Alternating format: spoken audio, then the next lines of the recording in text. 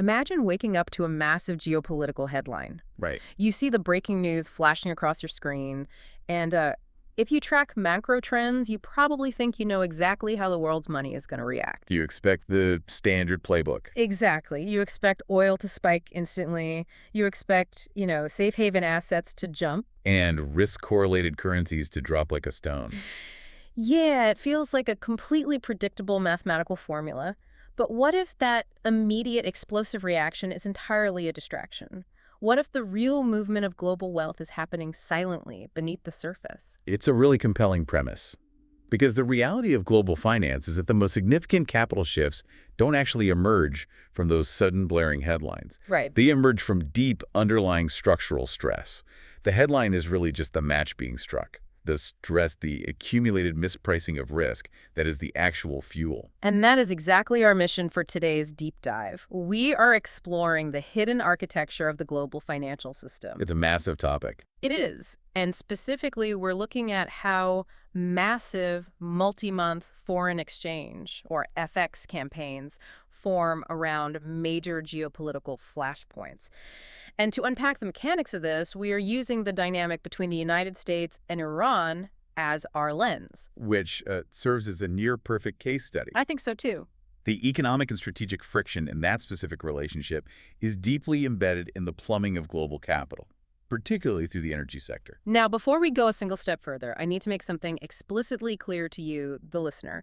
We are looking at this topic purely through the lens of market mechanics and cross-border capital flow. Absolutely essential to point out. Yeah, we are taking a strictly impartial, entirely neutral stance on the geopolitical tensions themselves. We are not here to debate policy or morality or politics. Our sole focus is tracking the structural and financial chain reactions that these specific types of events trigger in the international markets. That's vital context. Yeah. We are essentially doing forensics on the global financial system. Forensics. I like that. Yeah, we want to track the money, observe how institutional risk is actually priced, how liquidity is drained or supplied, and how capital reacts when uncertainty scales up. I am genuinely fascinated by the mechanics of this because it completely reframes how you process information. You stop reacting to the noise of the daily news cycle and you start looking for the structural blueprint. You start looking at the actual engine instead of the paint job. Yes.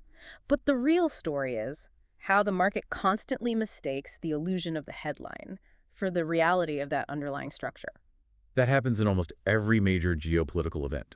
I mean, when tensions escalate in the Middle East, the immediate market commentary always frames it in highly binary terms. Right, like a light switch. Exactly. Oil goes up, safe havens are bid, emerging markets sell off. Which, on the surface, seems accurate enough for the first few hours. I mean, you look at the charts and that is what's happening. It describes the initial volatility, yes, but it does not describe the actual macro process.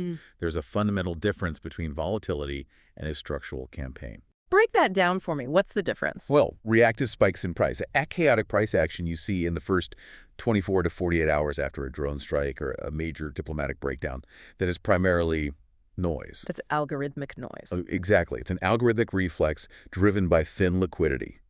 The actual phenomenon we're dissecting today is a sustained, methodical repricing of cross-border risk, liquidity tolerance, and long-term regime expectations. Think about headline volatility like a sudden, violent thunderstorm. You get the lightning strike of the news alert, the thunderclap of the immediate market panic, and capital runs for cover. Right. But a structural FX campaign, that is a shift in the climate itself. That's a great analogy. Thanks. I mean, the thunderstorm passes in a day, maybe two. A climate shift fundamentally alters how capital builds its portfolio, where it allocates yield, and how it hedges tail risk for the next 6 to 9 months. It's a solid way to visualize the difference in duration and impact. The headlines are highly visible, which is why they command so much immediate attention. Human nature, right. We look at the lightning. We do. But the structural reallocation of capital, your climate shift, operates in the background. It dictates the long-term trends that eventually trap retail traders who are still trying to trade the daily news. So why do we consistently fall for it? Why does so much of the market get completely distracted by the noise of the thunderstorm when the actual reallocation of global capital is what's truly driving the system? Because the entire financial media ecosystem, and quite frankly, human psychology, is wired to react to immediate threats. We want the dopamine hit of the breaking news. Exactly. A 5% spike in crude oil over 10 minutes is visually arresting. It triggers margin calls, it triggers stop losses, and it dominates the narrative. That's all anyone can talk about. Right. Meanwhile, the slow, methodical shifting of a few $100 billion across sovereign bond markets over 12 weeks is essentially invisible to anyone who isn't aggressively tracking cross-currency basis swaps or deep yield curve metrics. Okay, let's unpack this. Because these massive campaigns don't just materialize out of thin air. You don't get a climate shift without underlying atmospheric pressure. No, you don't. There are three very specific necessary preconditions for a structural FX campaign to even take root. Without these preconditions, a headline event remains just a headline event. The market digests it, reverts to the mean, and moves on. Ground zero for sustained capital movement requires a specific structural environment. Let's break down precondition one, persistent geopolitical risk. If we look at the historical dynamic between the U.S. and Iran, it isn't a series of isolated random events. It's a continuous simmering layer of geopolitical fragility. In quantitative finance, we call this a background risk premium. So the market is constantly charging a baseline level of insurance across certain assets, just accounting for the baseline friction. Correct. Institutional capital is always miling out the probabilities. You have ongoing military posture in the Persian Gulf, the complex and shifting dynamics of international economic sanctions, and the cyclical nature of nuclear negotiations. It's a massive web of variables. It is. And the algorithmic models don't treat these as separate historical footnotes. They treat them as an active, evolving matrix of risk that requires constant capital allocation. Which means when a sudden escalation happens, say a diplomatic breakdown or a physical confrontation, it isn't creating risk from zero. Exactly.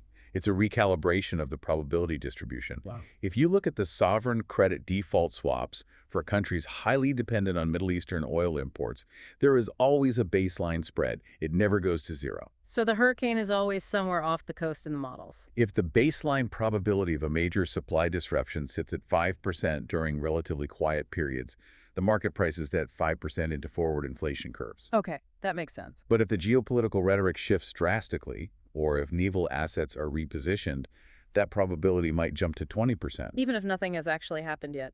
Exactly. The disruption hasn't actually occurred. Not a single drop of oil has been taken off the market. But the likelihood of disruption has quadrupled. In the macro space, when that probability shifts, massive pools of institutional capital have to instantly adjust their positioning, their hedges, and their duration risk to account for that new math. And that leads us directly to precondition two. Energy as a transmission channel. This is where the abstract probability math turns into the literal physical chain reaction of global money. In any U.S.-Iran geopolitical dynamic, geography dictates the market mechanics. Iran's proximity to the Strait of Hormuz places global energy markets at the absolute center of this structural sensitivity. We're talking about one of the most critical choke points for global hydrocarbons. I want to look closely at the 2019 Abkhariz attacks on Saudi Aramco facilities as an example of this transmission channel. Even though that was a localized, acute physical disruption, the way the broader market absorbed the geopolitical risk premium was fascinating. It was a masterclass in how energy transmits risk into fixed income. Following those strikes, you obviously saw an immediate historic gap up in Brent crude prices. Right. I remember that. It was unprecedented. It was. But the real story wasn't the oil price itself. It was how the mere perception of extended supply vulnerability altered the forward curves. Because major manufacturers, shipping conglomerates, airlines, they cannot afford to wait and see if the strait gets blockaded. They are forced to aggressively hedge their future fuel costs immediately. Right, and when commercial hedgers and speculative macro funds pile into crude futures simultaneously, the transmission moves into the broader economy with incredible velocity. There's a snowball effect. Higher oil futures directly and mechanically alter forward inflation expectations. If the market believes the primary input cost for the global economy is going to remain elevated for 6 months, it has to adjust its view on general price levels. Let's trace the plumbing here just so we don't lose the thread. Geopolitical risk spikes, oil futures rally, the market prices in higher structural inflation. How does that actually bleed into the FX markets? When inflation expectations rise, it violently alters sovereign bond yields and interest rate expectations. Central banks in developed economies may suddenly find themselves forced to maintain higher benchmark interest rates just to combat that imported energy-driven inflation. Even if their domestic economy is struggling? Exactly. Or alternatively, if a country is a major net importer of energy, their central bank might be forced to hike rates while their economy is slowing down, which is a stagflationary nightmare. The worst case scenario for a central banker. Ultimately, these shifting interest rate expectations and relative yield curves dictate currency differentials. So the FX market isn't just reacting to the news. It is the final conduit where all of this global energy and inflation risk gets definitively priced. The currency market is the deepest, most liquid settlement layer in the world. It is where all those shifting probabilities about oil disruptions, inflation paths, and central bank reaction functions finally collide and resolve into a real-time price. This raises an important question. Let's hear it. It forces us to look at precondition 3, cross-border capital sensitivity. If the FX market is the final conduit, we need to understand what those exchange rates actually represent to institutional portfolio managers. It's the real-time scoreboard of where institutional capital feels safe and where it feels sufficiently rewarded for taking on risk. But during a structural campaign, that dynamic changes entirely, doesn't it? Completely. Under normal conditions, you see capital flowing toward growth and yield. It seeks out the highest return. But in periods of structural geopolitical stress, the question institutional capital asks is not the binary simplistic are we risk on or risk off today that you see on financial television. Right, the TV screens just show a red arrow or a green arrow. The actual calculation happening on trading desks is far more sophisticated. The question is, given this specific type of geopolitical uncertainty and its specific transmission channel through energy, where does capital prefer to reside? It's about preservation over aggressive growth. It is an incredibly nuanced evaluation of structural safety versus growth and carry exposure. If we look at emerging markets, particularly those that run current account deficits and rely heavily on imported energy, think of the South African rand or the Indian rupee, they are highly sensitive to these shifts. Extremely sensitive. When the background risk premium jumps, the yield they offer suddenly doesn't compensate for the risk of holding them. Precisely. High-yielding currencies thrive when volatility is low and the global economy is humming. Capital borrows in cheap funding currencies like the yen or the euro and parks it in high-yield emerging markets. The classic carry trade. Yes. But the moment that energy-driven geopolitical risk flares up, those carry trades become toxic. The yield advantage is wiped out by the structural depreciation of the currency. So the groundwork is laid. We have persistent geopolitical risk acting as the foundation, we have energy markets acting as the transmission channel, and we have cross-border capital primed to aggressively seek structural safety over yield. That's the environment. That's the loaded gun. Now let's dissect the actual anatomy of how this plays out. Let's look at phase one, the quiet imbalance. The emphasis here really needs to be on the word quiet. The genesis of a structural campaign is remarkably subtle, and it often goes entirely unnoticed by the broader retail market. This is the period where the hurricane hasn't made landfall, but the barometric pressure is slowly dropping. When there is an initial escalation in geopolitical rhetoric or a regional proxy tension flares up, it rarely produces an explosive, sustained breakout in the major FX pairs on day one. What you see instead is the market beginning to reprice incrementally at the margins. And oil is usually the canary in the coal mine here. Oil volatility starts to creep up. Ooh. Forward inflation expectations adjust by just a few basis points. But more importantly, you start seeing subtle shifts in the cross-currency basis swaps. Which are generally completely opaque to the average investor. Totally invisible. But institutional players start paying a slight premium to secure U.S. dollar funding 3 or 6 months out. They aren't panicking. They're just quietly securing the exits and fortifying their balance sheets. One of the most fascinating metrics to watch during phase one is the concept of asymmetric responses. This is how you can spot the quiet imbalance forming in real time. Asymmetric price action is one of the highest conviction tells of a looming structural shift. Let's say we are in phase one, and a major economy releases a blowout jobs report or stronger than expected GDP data. In a normal environment, that growth currency would rally significantly against the safe havens. Because strong economic data usually attracts capital. It proves the economy is healthy. But during the quiet imbalance of phase one, that strong macroeconomic data suddenly fails to generate any meaningful upside momentum. The market essentially shrugs off the bullish news. That is so counterintuitive. It is. The currency might pop for 5 minutes and then immediately run into massive invisible selling pressure. Conversely, if that same country releases even mildly disappointing data, the currency falls out of bed. It's like the market has already made up its mind fundamentally, and it's just using the data releases as liquidity events to position itself. That is exactly what is happening. Large institutional players are using those brief pops in price to quietly unload their risk exposure and accumulate safe havens at better entry points. They're leaning against the prevailing sentiment. They aren't causing a crash. They're just systematically tilting the board. So phase one is all about imbalance, not momentum. The scales are just tipping slightly beneath the surface. Now here's where it gets interesting. We transition into phase two, recognition and divergence. This is the inflection point where the secret gets out. As the geopolitical tensions persist and the energy markets refuse to back down, the prevailing narrative across the financial ecosystem solidifies. The major research desks at the big investment banks publish their macro outlooks, and they stop characterizing the friction as a temporary, one-off event. They officially label it a structural risk factor. It graduates from episodic noise to a recognized market regime. And this is the moment you get overwhelming cross-asset confirmation. It is no longer just crude oil futures moving quietly in isolation. The entire global macro symphony starts playing the exact same tune. Let's break down that cross-asset confirmation because it's not just one chart moving. What does this look like across the major asset classes? First, the energy markets move from quiet accumulation into a recognized elevated risk premium. The back end of the oil curve starts to rise, indicating long-term supply fears. Okay, so oil is locked in. Second, sovereign yields start aggressively reflecting those altered inflation and central bank policy paths. The bond market begins pricing in fewer rate cuts, or perhaps even rate hikes, depending on the inflation exposure of the specific country. The bond market is effectively validating what the oil market was whispering in phase one. Exactly. Third, equity volatility, specifically the VIX and its international counterparts, establishes a higher floor. You see intermittent, violent spikes in fear as the stock market struggles to digest the rising cost of capital.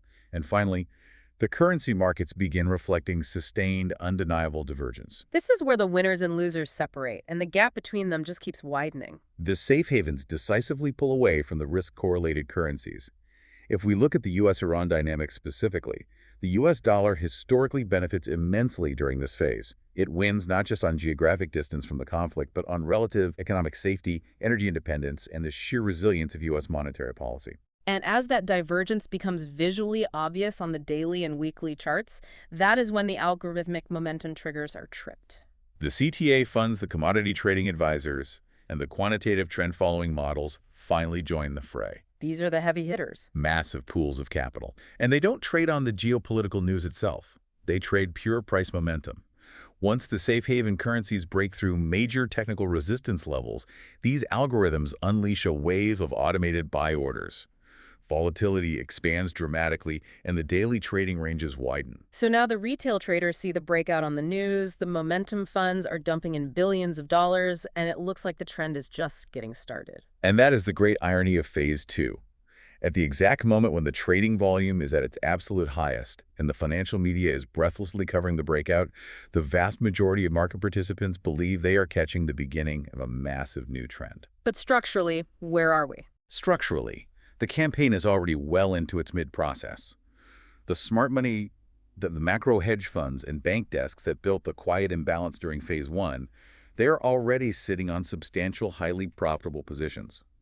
The herd has finally arrived, but the grazing has been going on in secret for weeks. Which perfectly sets up the transition into the peak, the plateau. Let's examine phase three, broad participation and saturation. What's fascinating here is how frequently and reliably market participants mistake campaign maturity for underlying strength. Because on the surface, it looks like an unstoppable freight train.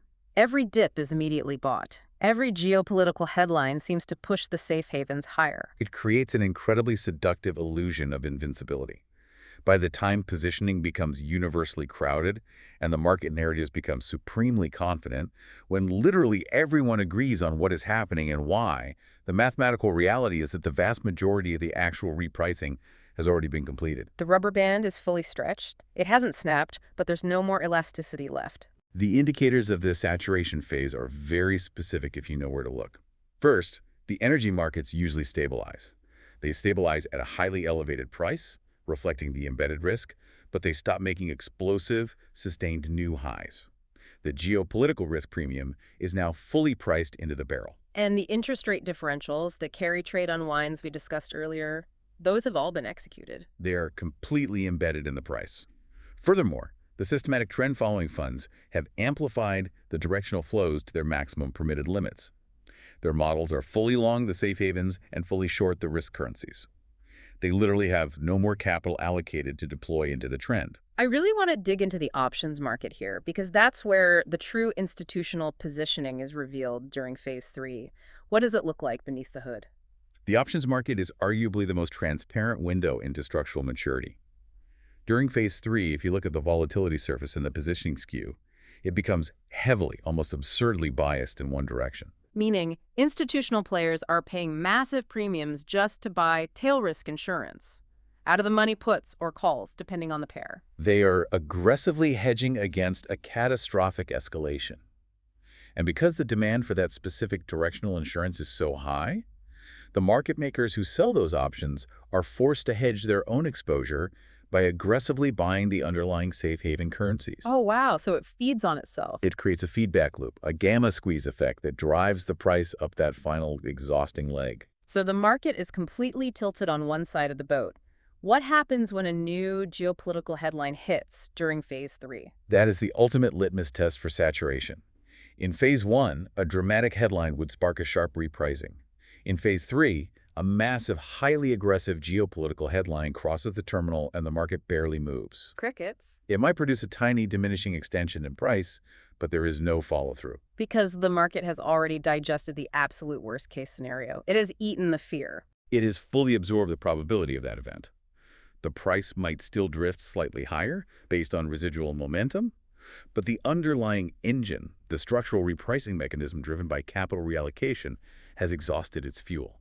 Let's zoom out for a second, because everything we've traced through these three phases fundamentally highlights the difference between a simple headline spike and a true structural campaign. Let's deconstruct the broader machine to understand why these behave so differently. The core distinction ultimately comes down to the concept of absorption capacity. How efficiently and how deeply can the global financial plumbing digest the geopolitical shock? When a random, unexpected headline hits outside of a campaign environment, what does that lack of absorption look like in the order books? In a purely headline-driven event, the price movement is abrupt and violent, primarily because liquidity instantly evaporates.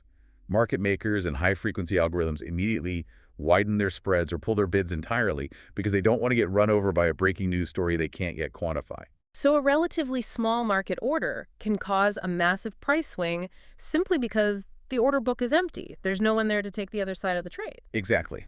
But because it's a liquidity event rather than a structural shift, it is almost always followed by a swift mean reversion. Once the initial shock passes, the algorithms recalibrate, the market makers step back in, liquidity returns to the order book, and the price snaps back to its origin point. But a structural campaign operates on a completely different physical layer of the market. In a campaign, the liquidity conditions shift persistently. It is not a temporary 5-minute thinning of the order book. It is a permanent, multi-month relocation of where the deep institutional capital is willing to park itself. Risk tolerance is fundamentally recalibrated at the sovereign wealth and pension fund level. And you can't move that kind of money in 5 minutes. As we've explored, that magnitude of cross-border capital reallocation cannot be executed in a single day. It takes months to quietly shift billions of dollars across sovereign bond markets without destroying your own execution price. There is a macro trading axiom that fits this perfectly. Price was the symptom. Repricing was the cause. That's a great way to summarize it. The U.S.-Iran geopolitical dynamic didn't just rattle the oil futures pit for an afternoon. It permanently altered global funding conditions, shifted the inflation paths for entire continents, and boxed in central bank policy for quarters at a time. And the foreign exchange market is simply the deepest, most accurate mirror reflecting those underlying adjustments in real time. I want to circle back to the energy policy feedback loop you brought up earlier, because this is where macrofinance moves from observation into actual predictive modeling. It's a literal mathematical feedback loop that traps central banks. It is a closed circuit of structural constraints. When geopolitical tension drives the energy risk premium higher, it forcibly pushes up forward inflation expectations. Those elevated inflation metrics immediately constrain the reaction functions of the major central banks. Give us a practical example of how that traps a policymaker. Give us a scenario. Imagine a central bank in Europe or Asia facing a localized economic slowdown. Their domestic data is weak, and under normal circumstances, they would aggressively cut interest rates to stimulate growth. Standard monetary policy. Standard playbook. But suddenly, a geopolitical flare-up in the Middle East spikes energy prices, threatening to import a massive wave of inflation into their economy. Their hands are tied. They cannot cut rates to save growth without risking an uncontrolled inflationary spiral. So they are forced to hold rates high or even hike into an economic slowdown. Yes. And the FX markets are incredibly ruthless at pricing in those relative monetary constraints. The currency markets price in those shifting rate trajectories far more aggressively and efficiently than the equity markets do. It is a structural transmission based on cold, hard interest rate differentials.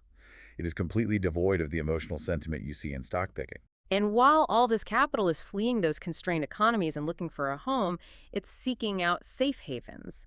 But we really need to drill down into the nuance here, because all safe havens are absolutely not created equal. They are not a monolith, and they behave very differently depending on the exact flavor of the crisis. That is a critical misunderstanding in retail trading.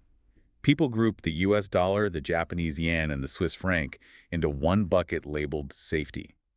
But institutionally, they serve vastly different structural purposes. Let's start with the undisputed heavyweight, the US dollar. Why does the dollar historically dominate during a US-Iran geopolitical campaign? The dollar's strength in these scenarios is driven by its absolute dominance in global funding. The vast majority of global cross-border debt, corporate borrowing, and trade invoicing is denominated in US dollars. When extreme geopolitical fear strikes the system, global institutions face an immediate, desperate need for dollar liquidity to service their short-term obligations and fund their daily operations. It's essentially a global margin call, and the only acceptable collateral is dollars. Exactly. It is a blind scramble for the world's reserve cash. And that structural demand for dollar liquidity overrides almost any domestic U.S. economic data point during a crisis. Okay, compare that to the Japanese yen. The yen is historically cited as the classic geopolitical safe haven, but the mechanics are totally different. The yen is a fascinating counterexample because its safe haven status is largely driven by repatriation flows. Japan is a massive net exporter of capital. Japanese institutions, pension funds, and retail investors own trillions of dollars of foreign assets, particularly U.S. treasuries and European bonds. They hunt for yield overseas because Japanese domestic yields have historically been at or below zero. Precisely. But when global geopolitical risk spikes to an unacceptable level, those Japanese investors immediately de-risk. They sell their foreign assets, convert those dollars and euros back into yen, and bring the capital home to ride out the storm. That massive wave of repatriation buying is what aggressively drives the yen's value up during a crisis. And then you have the Swiss franc, which operates almost entirely on reputation and balance sheet mechanics. The Swiss franc reflects pure balance sheet confidence. It is viewed by global capital as an impenetrable fortress of financial stability. It is backed by a highly credible central bank, a massive current account surplus, and a deeply entrenched neutral political environment. Capital flees to Zurich simply to preserve its value, entirely insulated from the monetary turbulence tearing through the rest of the world. So a structural campaign expresses itself through the relative interplay of these very specific funding and repatriation forces. It isn't just a blanket panic, it is a highly calculated sorting mechanism. Yes, and it's a zero-sum game. While the safe havens are structurally absorbing this massive influx of capital, the opposite end of the risk spectrum is enduring severe capital flight. We have to examine the fragility of emerging markets in this environment. The peripheral currencies are usually the ones left holding the bag. They are the shock absorbers for the global system. When geopolitical uncertainty escalates and the risk premium expands, correlations across all risk assets tend to converge toward one. Everything risky starts selling off together. In that highly correlated environment, institutional capital demands depth. It demands the deepest, most liquid sovereign bond markets, where it knows it can easily enter and exit billion-dollar positions without moving the price against itself. Which means it instantly abandons the smaller, less liquid emerging market debt pools. It ruthlessly flees the periphery for the deep liquidity of the center. And this mass exodus of capital actively amplifies the structural bias of the campaign. The emerging market currencies collapse under the weight of the outflows, which forces their central banks to drain foreign reserves just to defend the currency for their tightening global liquidity.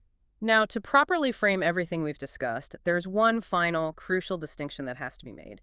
It's the boundary between a regime shift and a campaign. It is arguably the most important macro distinction a practitioner can make, because it dictates the ultimate duration and limits of the trend. A true regime shift is an epochal structural transformation.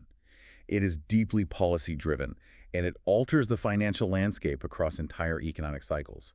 Think of the collapse of the Bretton Woods gold standard in 1971, or the global coordination of quantitative easing following the 2008 financial crisis. Those events literally rewrote the rules of the global financial architecture. But a US-Iran geopolitical FX campaign, even a massive one, that is not a regime shift. No. Even the most severe geopolitical campaigns are fundamentally narrower in scope, though they remain structurally coherent while they last. They revolve around a profound recalibration of risk within the boundaries of the existing monetary regime. They do not rewrite the global architecture, they simply ruthlessly reweight the allocation of capital inside of it. It's the difference between rearranging all the furniture in a house because the seasons changed versus tearing the house down and pouring a new foundation. That distinction is paramount, because it tells the institutional allocator how far the trend can realistically travel before it mathematically exhausts itself. A campaign has a terminal velocity. A regime shift establishes a completely new baseline. So what does this all mean if we synthesize everything we've mapped out today? It means that true structural campaigns end quietly, often long before the media stops talking about them. They begin with capital silently reassessing the durability of geopolitical stability in a strategically vital region. They unfold as a massive, intricate repricing process that grinds on for months. We see the energy risk premium rise, dictating the transmission. We see the forward inflation paths adjust across economies. We see sovereign rate differentials respond to those constraints. And we watch global funding preferences radically shift. And cross-border capital mechanically executes those shifts. The explosive geopolitical headlines simply serve to make that movement briefly visible to the retail public. But it is the silent, ongoing capital reallocation in the bond and FX markets that actually makes the trend durable. Grasping that underlying structure, understanding how the plumbing actually routes the pressure, is how you identify a campaign while it's still forming in phase one. It allows you to anticipate the capital flow rather than just reacting to the news alerts and trying to explain the volatility after the trend is already fully saturated. It provides a rigorous mathematical lens to separate the emotional noise of the daily news cycle from the silent, overwhelming currents of international finance. As we wrap up this deep dive, I want you to look closely at the horizon. The next time a major geopolitical flashpoint erupts, and given the current state of the world, there will always be a next time. Don't just sit there mesmerized by the breaking news ticker. Don't let the thunderstorm distract you from the climate shift. Look deeper into the plumbing. Watch the sovereign bond curves. Watch the subtle asymmetric reactions in the cross-currency basis swaps. Look for the quiet, methodical flow of global capital as it seeks structural safety over yield.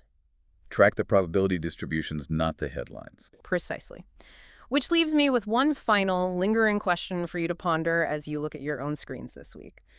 If global institutional capital is truly this intelligent, if it is constantly, silently mapping out the probabilities of geopolitical conflict months in advance, positioning billions of dollars for the worst-case scenarios while the rest of the world is asleep, what quiet campaign is it building right now? What massive structural shift is hiding in plain sight in the bond market, just waiting for the headlines to finally catch up? That is the only question that truly matters. Until next time, keep looking beneath the surface.